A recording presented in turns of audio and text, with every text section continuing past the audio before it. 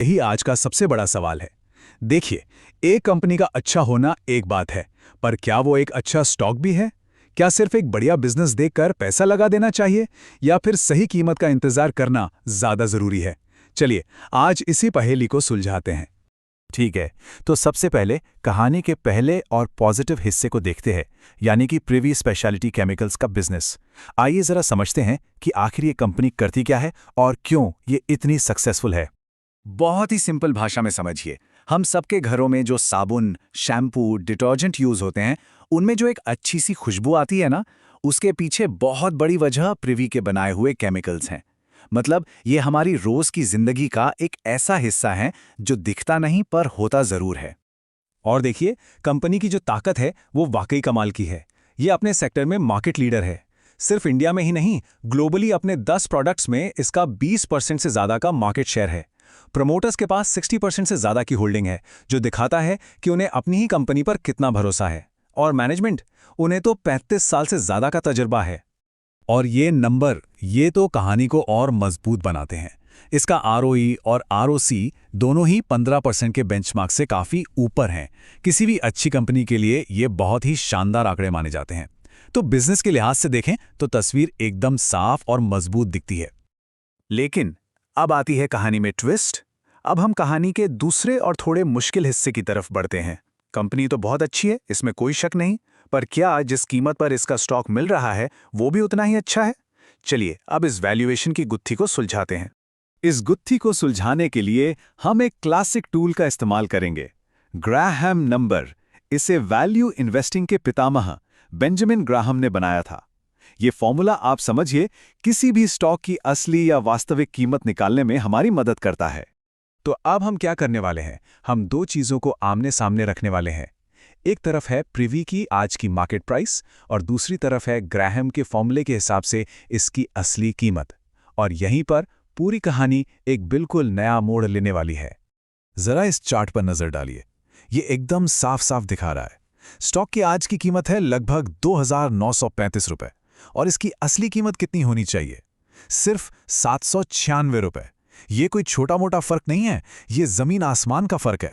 इसका सीधा सा मतलब ये हुआ कि ये स्टॉक अपनी असली कीमत से 73% ज्यादा पर ट्रेड कर रहा है। वैल्यू इन्वेस्टिंग की दुनिया में इसे कहते हैं नेगेटिव मार्जिन ऑफ सेफ्टी, यानी यहां सुरक्षा तो दूर, जोखिम बहुत ज्यादा है। देखिए, इस कीमत पर यह स्टॉक खरीदना ये बिल्कुल वैसा ही है जैसे कोई किश्तों पर फरारी खरीद ले। गाड़ी तो बहुत शानदार है, पर उसकी कीमत इतनी ज्यादा चुकाई जा रही है कि वो सौदा सही नहीं रह जाता। तो फिर सवाल ये उठता है कि अब किया जाए? क्या इस कंपनी को भूल जाएं? नहीं। चलिए अब समाधान की बात करते हैं। जब एक बेहतरीन कंपनी इतनी महंगी कीमत पर मिल रही हो, तो एक स्मार्ट निवेशक की क्या रणनीति होनी चाहिए? यहां सबसे जरूरी सबक है धैर्य। देखिए, एक अच्छी कंपनी अगर आज महंगी है तो इसका मतलब ये नहीं कि हम उसे अपनी वॉचलिस्ट से ही हटा दें।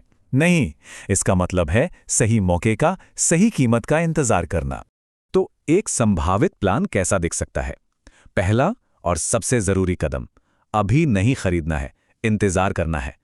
दूसरा, लगभग 2,500 रुपए के लेवल पर नजर रखनी है। ये एक मजबूत टेक्निकल सपोर्ट जोन है जहां से कीमत के पलटने की उम्मीद की जा सकती है। और तीसरा, जो कि सबसे अहम है, अगर एंट्री लेते हैं तो अपने नुकसान को सीमित करने के लिए एक स्ट्रिक्ट स्टॉप लॉस जरूर लगाना है। ये टेबल उसी प्लान को और भी क्लियर कर देती है। आइडियल एंट्री 2500 से 2600 के बीच हो सकती है।